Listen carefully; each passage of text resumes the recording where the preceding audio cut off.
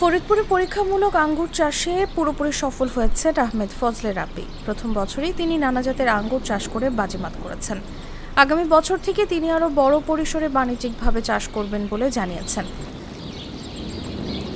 খোঁজ নিয়ে জানা গেছে, শহরের ১ নম্বর সড়কের গোয়ালচামট মহল্লার বাসিন্দা শেখ আব্দুর রবের ছেলে আহমেদ ফজলে রাব্বির ছোটবেলা থেকেই গাছপালা লাগানোর বেশ শখ ছিল।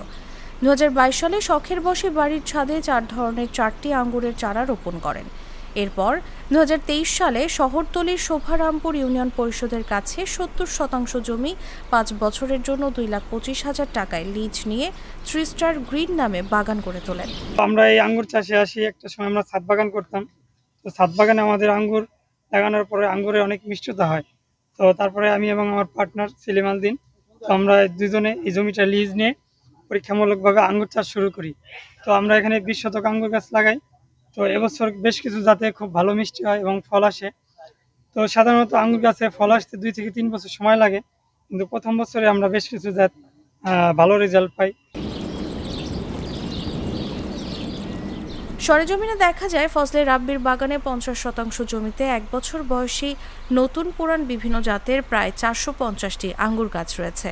প্রায় প্রতিটি গাছেই থোকায় থোকায় ধরে আছে সবুজ, লাল ও কালো রঙের আঙ্গুর।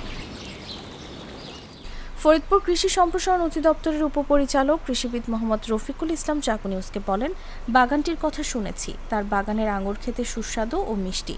তার বাগান পরিদর্শনের পাশাপাশি আঙ্গুর চাষে চাষিদের উদ্বুদ্ধ করা হচ্ছে। আমাদের পক্ষ থেকেও আঙ্গুর চাষিকে সব ধরনের সহযোগিতা করা হচ্ছে।